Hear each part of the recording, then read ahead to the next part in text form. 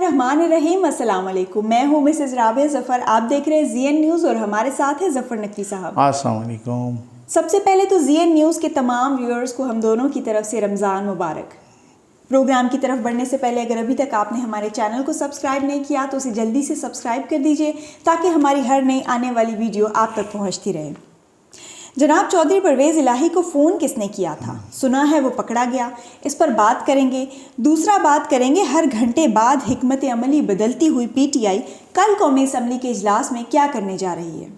और आखिर में बात करेंगे वज़ीर आला पंजाब कौन बनने जा रहा है, हमजा शहबाज या फिर चौधरी परवेज़ इलाही। हाँ, ये बड़े दिलचस्प टॉपिक भी हैं और ये यूँ समझ लें कि बड़े रिच टॉपिक्स हैं। बिल्कुल। इसमें मैं अपने सवालों की जानिब बढ़ती हूँ। हमें ज़राए से पता चला है कि चौधरी परवेज़ इलाही को किसने फ़ोन किया था। पहले तो ये खबरें आई कि वो कोई रिटायर्ड शख्सियत। हाँ, बिल्कुल। तो इसमें आई थिंक कि मैं बताता चलूँ, ये वाकई बहुत ही दिलचस्प है।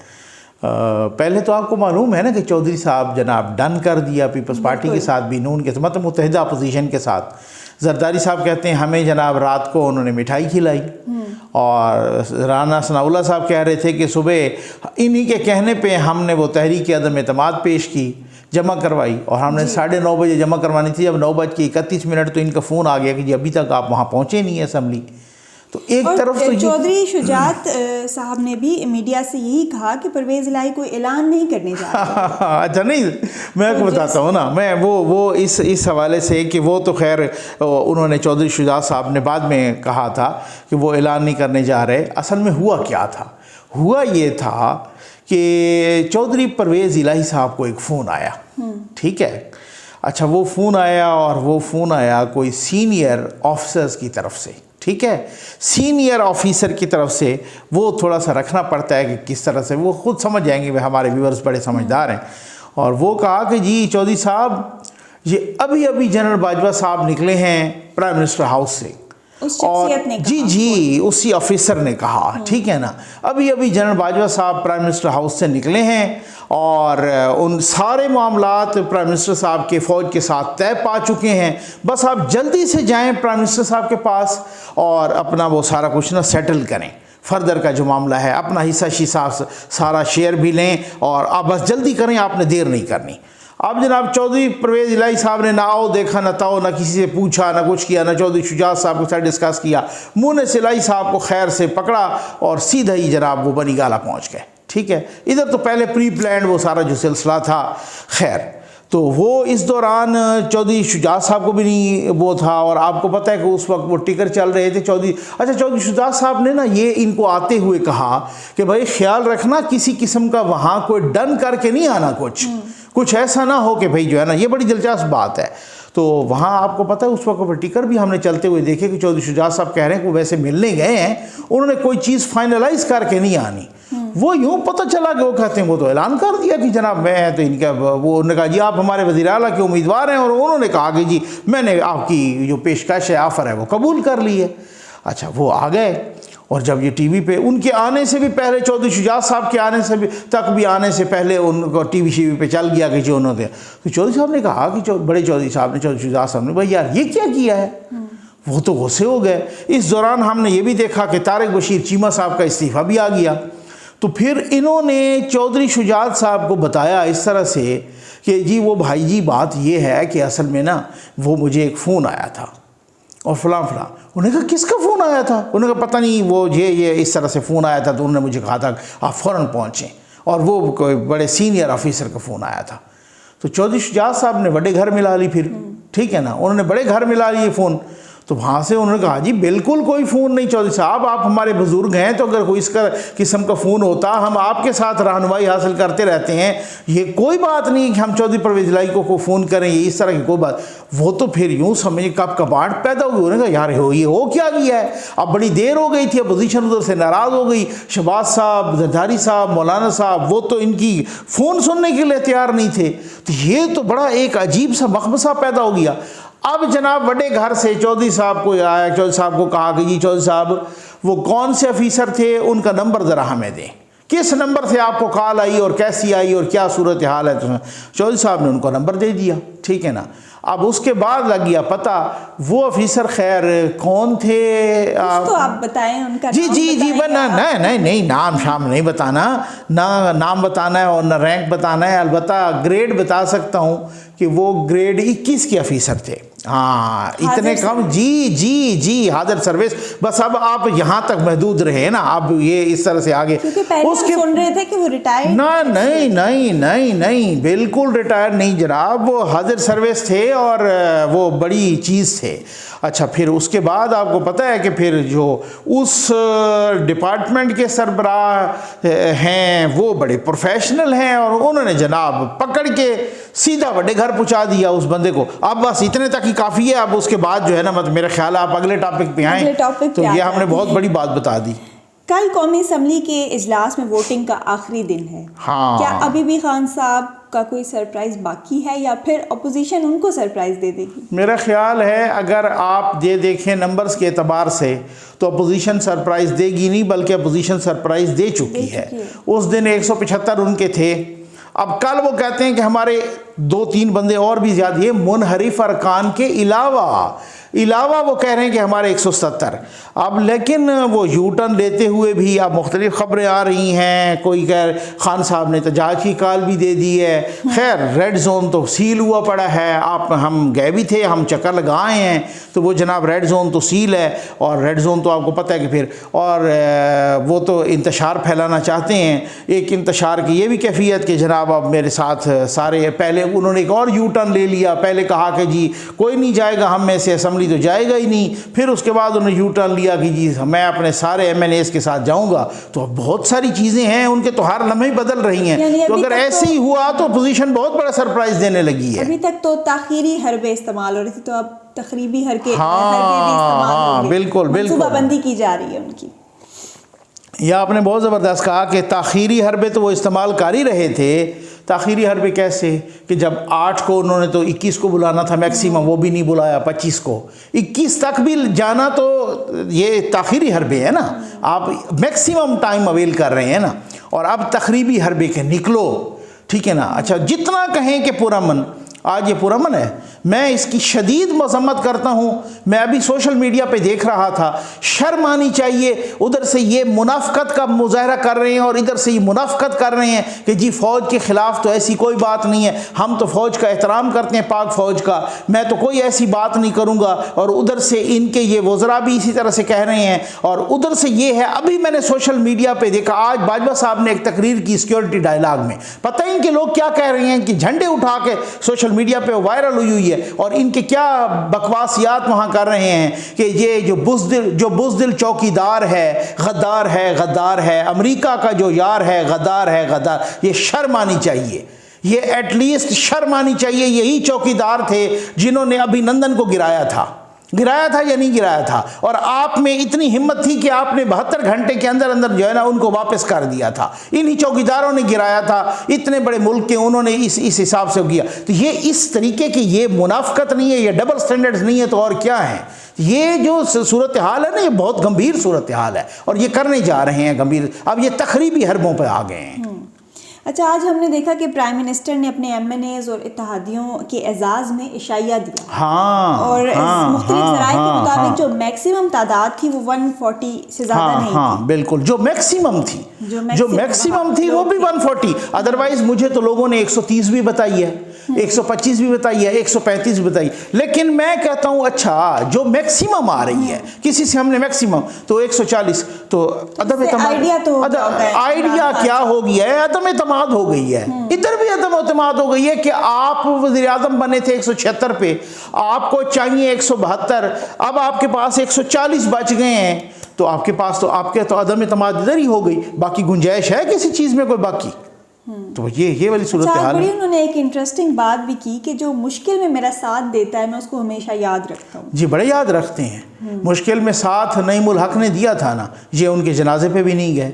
मुश्किल में साथ अकबर एस बाबर ने दिया था ना, आज ये उनके साथ क्या हाल कर रहे हैं। मुश्किल में साथ अहमद जवाद ने दिया था, उसके साथ क्या हाल किया। मुश्किल में साथ हामिद खान ने दिया था, उसके साथ क्या हाल किया। मुश्किल में साथ जस्टिस वजीउद्दीन ने दिया था, उसके साथ क्या हाल किया। मुश्किल में साथ अलीम खान और जहांगीर तरीन ने साथ दिया था, जिनका हेलीकॉप्टर और जहाज बिल्कुल रक्षे की तरह इस्तेमाल किए। उनके साथ आने के बाद क्या हाल किया, एक को जेल भेज दिया, दूसरे को FIA, कभी इधर कभी उधर, और आजम खान से कभी बेइज्जत करवा रहे हैं, कभी क्या।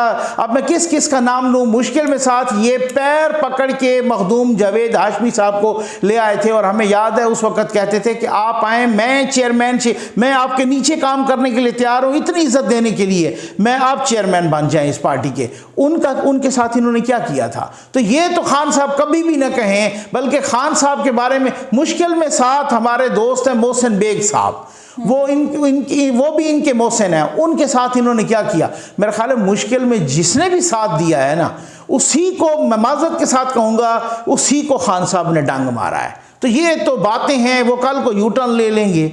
मुश्किल में साथ जिन्होंने दिया उनको धकेल के खान साहब ने आने के बाद कुएं में फेंका, और सामने कौन आ गए, शहबाज गाली साहब, इस तरह के लोग, शहजाद अकबर साहब, ठीक है ना, इस तरह के लोग आ गए। और नदीम बाबर, पता जिनका नाम ही नहीं सुना था। 4 घंटे पहले वजारत आला को नामजद करने से पहले खुद PTI के लोग भी उस्मान बुज़दार को नहीं पहचानते थे कि यार ये कौन है, पूछ रहे थे। यकीन करें, हम भी गूगल करके साफ़ी एक दूसरे से पूछ रहे थे यार ये कौन है बंदा। ये मुश्किल में साथ रहने वालों को खान साहब ने को कभी किया है। ये तो बातें हैं ऐसे बस। अच्छा, आज हमने देखा कि रेड जोन जो है वो सील हो गया। हाँ जी। तो ये हुकूमत के मफाद में तो नहीं है, क्योंकि इमरान खान साहब तो खुद अवाम से कह रहे हैं कि आप बिल्कुल ऐसे ही है, बिल्कुल ऐसे ही है। तो आप आज बड़े मुश्किल क्वेश्चन कर रही हैं वैसे, क्योंकि ये हुकूमत के तो नहीं है, लेकिन जाहिर है किसी ने तो सील किया ही होगा ना, ठीक है। और कोई तो रेड अलर्ट पे और रेड जोन को सील करके कोई तो रेड अलर्ट पे भी हुआ।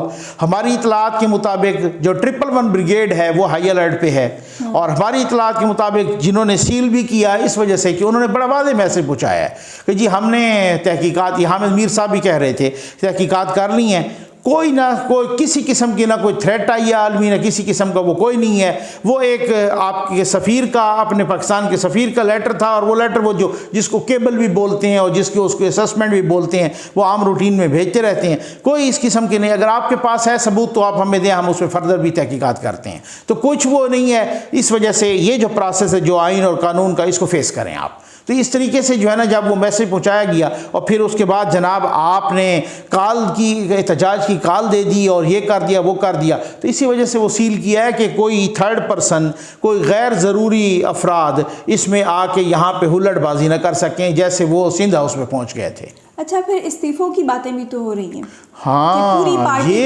ये मेरा ख्याल है साहब ने भी ये बात, मेरा ख्याल है शेख रशीद ने भी किया, और मेरा ख्याल है ये हार्ड टेस्ट है अब ये इस लम्हे तक, ठीक है ना, जो PTI के अंदर चल रही है। वो कुछ लोग कह रहे हैं कि अब आप देखिएगा चंद घंटे के बाद 1, 2 नहीं, 3 नहीं, सैकड़ों इस्तीफे आ जाएंगे। सैकड़ों इस्तीफे से मुराद के जो अभी थे ना यहाँ PTI के, यानी 140 थे, तो उसमें कोई GDA के लोग भी होंगे या कुछ यहाँ चौधरियों के भी होंगे। बाकी तो अगर इनके अपने होंगे तो या तो 130 होंगे या 35 होंगे, ठीक है ना। वो लोग कह रहे हैं कि उनका इस्तीफ़ा तैयार है, उनके इस्तीफ़े, और ये कलेक्टिव इस्तीफ़ा। और शेख साहब ने भी इसी वजह से कहा कि उसके बाद देखेंगे कि ये क्या होगा। और एक सुनवाई ये भी है कि खान साहब कल जाएंगे, मुझे तो नहीं पता कि जाएंगे या नहीं जाएंगे। कहते हैं बड़ी जज्बाती तकरीर भी करेंगे। मेरा ख्याल है वो जज्बाती भी करेंगे और अपोजिशन को उकसाएंगे भी सही, कि किसी तरीके से कोई फड्डा पड़े।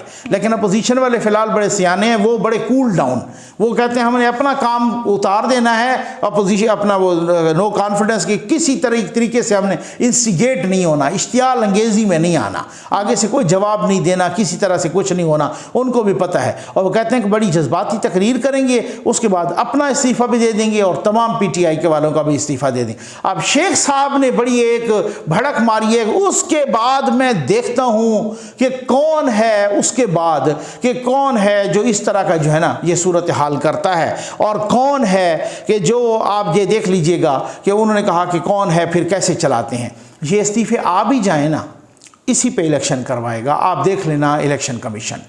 इन्हीं पे इलेक्शन करवाएगा और यही सीटें पीटीआई के हाथ से जाएंगी। न जाएं तो फिर आप देख लेना वो इनका क्या ख्याल है कि ये इस्तीफे आ जाएंगे तो इलेक्शन इस्तीफे आ जाएंगे, असम्बली की अक्सरियत कोई नहीं खोएगा, असम्बली की अक्सरियत उन्हीं के पास होगी। एक दूसरी बात यह है कि नुकसान ये होगा कि उन पे हो सकता है इस्तीफ़ों के बाद, अगर इस्तीफ़ों के बाद वोटिंग होती है तो हो सकता है उन पे मुनहरिफ अरकान पे वो फ्लोर क्रॉसिंग का लाभ भी न बने न लगे। उसकी वजह यह है कि फिर वही धड़ा पीटीआई तस्वर होगा, फिर कानून में कुछ ये बहुत सारी मुंशगाफियां निकलती हैं ना, फिर हो सकता है वही धड़ा जो है ना वो फ्लोर क्रॉसिंग वाला उन पे लगे ही नहीं, वही पीटीआई तस्वर होगा, वो 20 बंदे हो या 24 बंदे हो। आपको मैं एक तारीखी बात बताऊं कि शेख साहब अब तो पुट्ठी सीधी मारते रहते हैं ना, हैं तो बड़े, आपको पता है किस किस्म का। अब एक दफ़ा मैंने कह दिया कि फ़नकार, तो वो कि फ़नकार हमारे दोस्त हैं, वो एक इस हवाले से जमाल शाह साहब, उन्होंने कहा जनाब कि आप क्यों, मैंने भी कहा किसी और ने भी कहा, उन्होंने कहा आप क्यों फ़नकारों की इस तरह से बेइज्जती करते हैं इनको फ़नकार कह के। तो खैर मैं नहीं कहूँगा जनाब, मैं बिल्कुल आप सही फरमा रहे हैं, तो अब मैं इनको बहरूपिये कहूँ या क्या कहूँ। जो शेख साहब, वही आपको याद होगा जब इन्होंने 2014 में इस्तीफ़े दिए थे, याद है ना, इस्तीफ़े दिए थे और वो या सादिक साहब कबूल नहीं कर रहे थे, उस वक़्त भी शेख साहब इन्हीं के साथ थे। उस वक़्त शेख साहब बड़े सियाने हैं, उस वक़्त उन्होंने इस्तीफ़ा नहीं दिया था अपना, वो आए ही नहीं थे उस दिन, ठीक है ना। जब इन्होंने इस्तीफ़े भिजवाए थे ना, शेख साहब ने अपना इस्तीफ़ा नहीं भिजवा, उनको पता है कि इस्तीफ़े अगर इनके तो कबूल नहीं होने और मेरा अगर किसी ने कबूल भी कर लिया तो खैर मेरी सीट पर वो फिर से इलेक्शन करवा के तो मैं फिर जो है ना, अब वो बड़ी भड़के मार रहे हैं। और इनको भी खैर, ये कुएँ में डालने वाले खान साहब को कुएँ में फेंकने वाले शेख साहब हैं, 2-3 और हैं जिनके बारे में कहा जा रहा है कि इसी शेख साहब को तो पता है ना, वो तो कह चुके हैं कि मैं तो अपनी सियासत से रिटायर हो रहा हूँ। उनको तो पता है एक दिन अदम एतमाद आई, दूसरे दिन उन्होंने रिटायरमेंट का ऐलान कर देना है। तो बस ये बात है, आप देखें कि क्या होता है उसमें। पंजाब की सूरत हाल को डिस्कस कर लेते हैं। हाँ जी बिल्कुल। अच्छा, पंजाब में किसकी पोजीशन स्ट्रॉन्ग है? देखिए, दावे तो दोनों जानिब से हो रहे हैं। हाँ, दावे दोनों जानिब से हो रहे हैं। वो कह रहे हैं हमने बराबर कर लिए, वो कह रहे हैं हमने। पहली बात तो ये है कि पंजाब में जो भी जीता ना, खैर नून तो कह रही है कि जी हमारे 200 से भी ज़्यादा, लेकिन मेरी अपनी असेसमेंट के मुताबिक 5-10 वोटों से ही होगा, इससे ज़्यादा नहीं होगा। हो सकता है जो भी हो। अच्छा, अब हमज़ा शहबाज साहब, उनके इशाइये में लोग गए तो उन्होंने कहा जी 200 से ज़्यादा हैं, उन्होंने तो नंबर भी बता दिया। अच्छा, जहांगीर तरीन ग्रुप ने भी उनका साथ दिया, अलीम खान ग्रुप ने, जहांगीर तरीन ग्रुप के कोई 13-14 लोग हैं जो उनके साथ दिया है, और इसी तरह से अलीम खान ग्रुप के 9 लोग हैं जो उनके साथ हैं, कुछ छीना ग्रुप के भी हैं उधर, ठीक है, और इस तरीके से, और उनके अपने हैं बाकी 165 हैं, उनमें कुछ उधर चले गए, तो बाकी तो ये मिल मिला के पीपल्स पार्टी के भी साथ मिल मिला के, अभी सुना है कि वो राय हक पार्टी का एक बंदा है वो भी इनके साथ मिला है नून लीग के, और उन्होंने भी कोई ऐलान शलान किया है। खैर इन्होंने तो अपने नंबर भी बता दिए। अभी थोड़ी देर पहले जो है ना, उनका चौधरी साहब का भी इशाइया हुआ तो उन्होंने भी दावा कर दिया कि जी मेरे पास भी नंबर। खैर ये पता चल जाएगा, कल ही पता चल जाएगा कौन इस सूरत हाल में वो ये सामने आता है, और देखें कि भाई क्या होता है। लेकिन मार्जिन मेरा ख्याल है कम ही होगा जो भी है। अभी बहुत सारे लोग ये बता रहे हैं कि नून की पोजीशन बहुत आगे है, तो अब उसके बाद देखते हैं कि क्या सूरत हाल निकलती है। अच्छा, अगर कल यहाँ कौमी असम्बली से वज़ीर आज़म इमरान खान साहब चले जाते हैं और वहाँ परवेज़ इलाही साहब जीत जाते हैं तो उस सूरत में क्या होगा? हाँ, ये आपने बड़ा दिलचस्प और बड़ा इम्पॉर्टेंट क्वेश्चन किया है। अगर खान साहब यहाँ से हट जाते हैं और चौधरी साहब वहाँ वज़ीर आला बन भी जाते हैं, मेरा ख्याल है 1 हफ़्ते के अंदर दोबारा तहरीक अदम एतमाद आएगी, क्योंकि तहरीक अदम एतमाद बुज़दार साहब के ख़िलाफ़ तो वो जमा कर चुके थे ना, लेकिन आई तो नहीं थी ना, ठीक है ना, उसमें तो कोई टेबल तो नहीं हुई थी ना। तो तहरीक अदम एतमाद की ऑप्शन अब भी मौजूद है। अगर जब मरकज़ में अपोजिशन की हुकूमत आ गई, मुतहिदा अपोजिशन की, और शहबाज शरीफ साहब वज़ीर आज़म बन गए, आप देख लीजिएगा, नहीं शहबाज शरीफ साहब वज़ीर आज़म बन गए, तो हमजा शहबाज की बात नहीं कर रहा, शहबाज शरीफ साहब की, तो आप देख लीजिएगा पंजाब में within no time Parvez Elahi sahib के ख़िलाफ़ अदम एतमाद आएगी, और अदम एतमाद आप देख लीजिएगा फिर भारी तादाद में कामयाब होगी। तो ये सारा डिपेंड कर रहा है मरकज़ पे कि अब ये वो क्या सूरत हाल होती है। अच्छा, ये जो कुछ नून लीग के मुनहरिफ अरकान हैं, हाँ, क्या फिर इन पर फ्लोर क्रॉसिंग नहीं लगती? बिल्कुल लगती है, और वो कहते हैं, अच्छा ये बड़ी अजीब मेरा ख्याल है ये बदतरीन किस्म की मुनाफकत है, ठीक है ना। कुछ लोग कहते हैं ना आला दर्जे की मुनाफकत, मुनाफकत आला दर्जे की नहीं होती, मुनाफकत बदतरीन होती है। ये बदतरीन दर्जे की मुनाफकत है कि नून लीग के पंजाब में MPAs अगर आपको सपोर्ट करें तो वो हलाल लोटे हैं, ठीक है। यहाँ पर आपके लोग अगर अपोजिशन को सपोर्ट करें तो वो हराम लोटे हैं। वो आपको सपोर्ट करें, नून लीग वाले बुज़दार से मिलते रहे, बार बार 4-5 लोग थे जितने, मुझे तो खैर नून लीग के ज़राए ने बताया कि वो 3 लोग हैं, लेकिन ये कहते हैं 5 हैं। अच्छा चलो ठीक है, 5 हैं या 6 हैं, जितने भी हैं, एक पीपल्स पार्टी का है या 4-5 इनके हैं, 5 या 6 जितने लोग भी हैं, वो 1 हो या 5 हो या 4 हो, जितने भी हैं, वो आपके साथ मिले तो उनके ज़मीर जाग गए। और ये आप वाले अपोजिशन के साथ मिले तो फिर ये बिक भी गए हैं, ये बेशरम भी हैं, ये घोड़े गधे भी हैं, ये शहबाज गाली ने उनको कुछ और भी गाली दी थी, ये बहुत ही। अब आप मुनाफकत का बदतरीन दर्जा देखें कि आप नून लीग के, अच्छा ये नून लीग के लोग अभी प्राइम मिनिस्टर साहब वहाँ लाहौर गए तो इनसे भी मुलाकात की।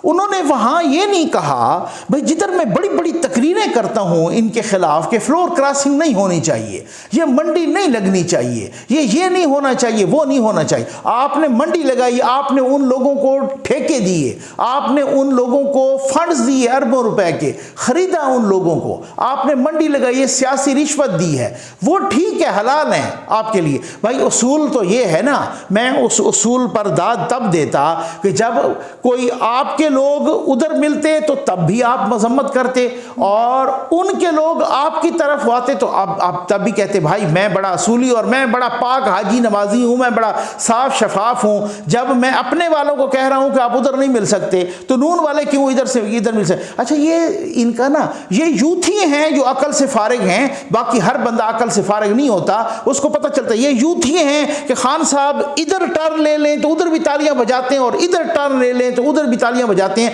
क्योंकि यूथिये का और अकल का कोई ताल्लुक ही नहीं है आपस में, ठीक है ना। अब ये खान साहब वही खान साहब हैं कि जब चौधरी सरवर बने थे सेनेटर, उस वक़्त वो उन्होंने नून के बंदे या बाकी बंदे तोड़ के, उनकी अपनी इतनी अक्सरियत ही नहीं थी पंजाब असम्बली में सेनेटर बनाने के लिए, उनकी मतलूबा तादाद ही पूरी नहीं थी, उन्होंने तो उस वक्त किसी ने नहीं पूछा। जब यहाँ पर सादिक संजरानी का हो रहा था इलेक्शन, उस वक़्त इनके 14 बंदे 13 बंदों को इधर उधर कर दिया गया, उस वक़्त भी खान साहब की तरफ से कोई बयान नहीं आया कि यार ये कैसे हो गया है कि ये तो अपोजिशन के बंदे ज़्यादा थे तो ये इस तरह से सादिक संजरानी कैसे जीत गया है। नहीं, उस वक़्त वो ठीक था, उनके ज़मीर जागे हैं, और उस वक्त जब ज़मीर जागते हैं तो फिर अब आप आज आपके भी बहुत सारे लोगों के ज़मीर जागे हैं, फिर ज़मीर को बर्दाश्त करें इसी तरीके से। तो ये बदतरीन दर्जे की मुनाफकत है कि कोई आपकी तरफ आए तो बड़ा पाक नमाजी हाजी है, और कोई आप वाला उधर जाए तो वो लोटा है, वो हराम है, वो बेशरम है, वो बिक गया है। ये वाली सूरत हाल है खान साहब की।